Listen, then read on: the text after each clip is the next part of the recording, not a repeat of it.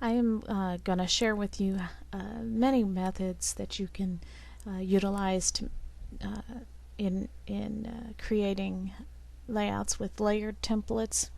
I do want to point out that often the only method you do need in order to use a layered template is the Control G method, but I like to take opportunities like this to teach many different methods of doing things to get you so you can learn how to use your program more and learn how to play. I've gone ahead and brought in, you'll see photos and papers to save time. I didn't need to do that on the screen, and I put them on the bottom of all the layers in the layer template. So let's start with the photo number 1. It's going to go on to focal point photo number 1. And so I'm going to just take this and raise it up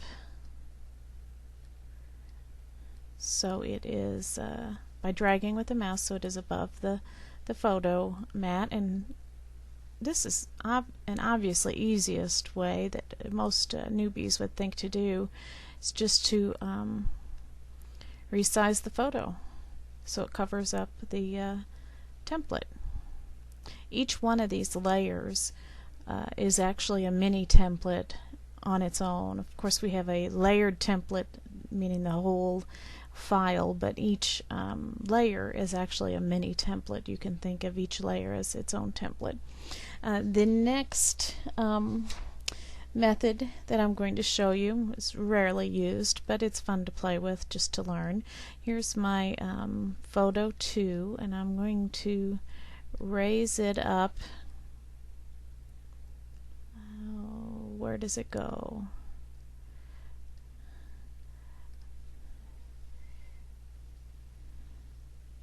I don't have it up high enough yet.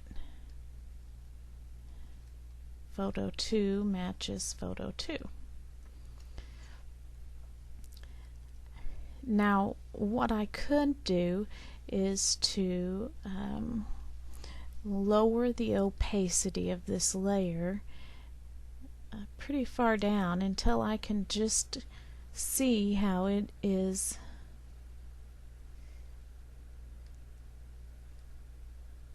going to look. I'm going to actually make it a lot larger, and I can see, let me turn it, oh, I need to accept it. I can see this template for the photo through the low opacity of the photo itself in order to resize it and position it the way I want it. And then I can raise the opacity back up, and I believe the next step is to hold down my Control key, click on this icon in the layers palette. Now if you're in earlier versions, you might have to click out here. And then you can go to the select drop down menu and choose inverse, and now the area outside the photo is selected. Make sure that your photo layer is the active layer and hit delete. Control D to deselect, and you now can see that the photo has been cut out of there. Sometimes you want to just use the template itself with as the element instead of filling it in or replacing it. And I actually am going to hit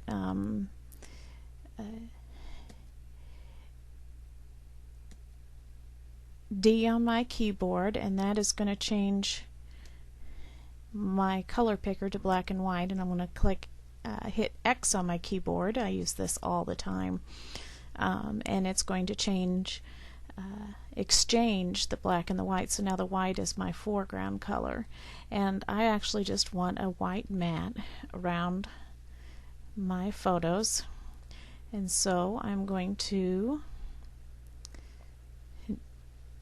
get my paint tool and paint it, but I had to make sure first that I was on the correct layer. And where's my other mat? Here's the other mat, and make sure I'm on it, the layer for it, and I'm going to hit that with the paintbrush, and I can just fill it in and use it like that and not replace it with anything. The next method is the Control J method. It looks like I'm going to fill in, I'm sorry, I'm reading my own tutorial while I'm doing this. I wrote it so long ago I don't remember what I need to do. I'm going to use this paper here as the paper for this solid colored, let's see, it says paper mat 2. I need to keep raising it so that it is above. I like to keep them above the template that I'm working on. And what I can do here is hold down the Control key once again and click on the icon in the layers palette, and you'll see that there are marching ants around here. I don't even have to have this paper visible to make this work. I'm going to make this layer the active layer for the paper and hit Control J on my keyboard, and now you're going to see that it's created another layer right above this layer, and it is actually, I can appropriately in the space.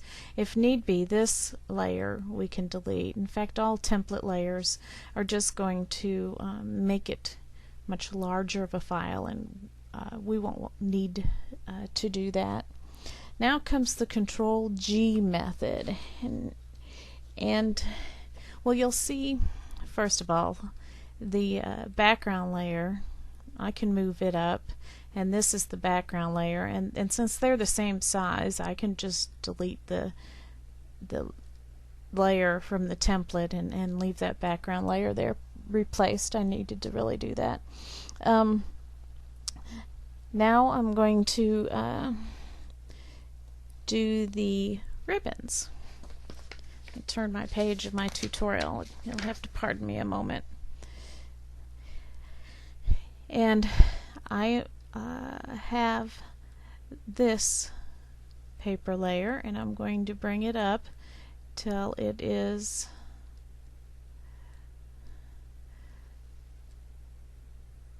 right there, and I'm going to duplicate it, and here is the it's right above this ribbon layer, and I also need to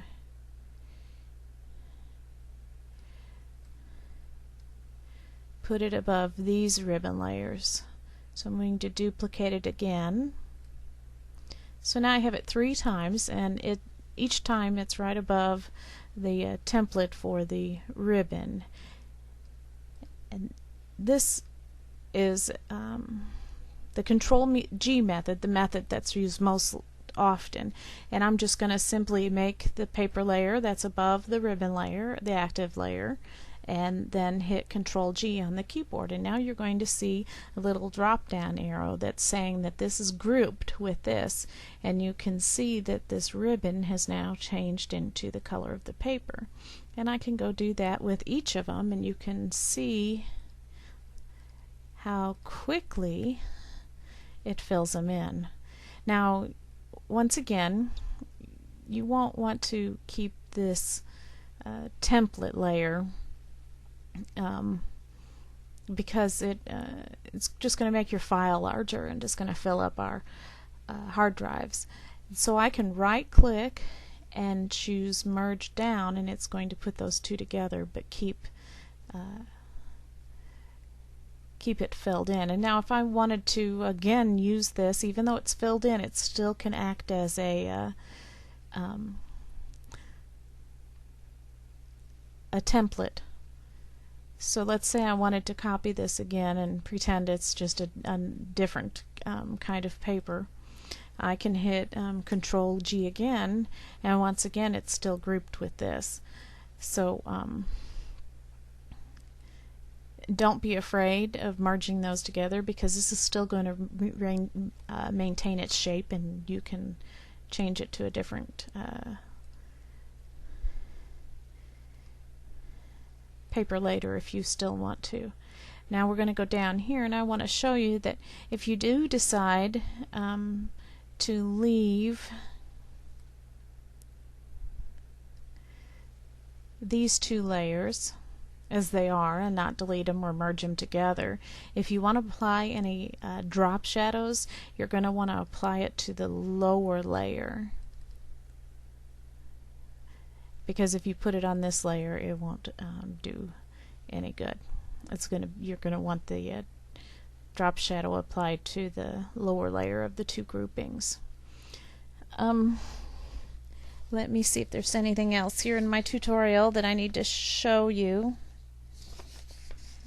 I think that's about it. I do have some other things in here, such as my button. I can raise up and till I can see it. Where'd it go?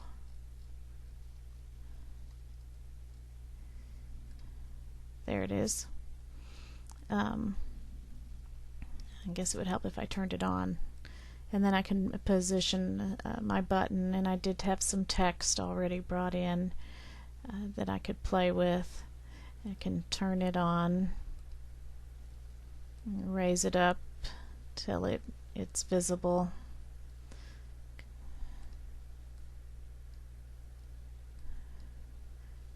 And you can see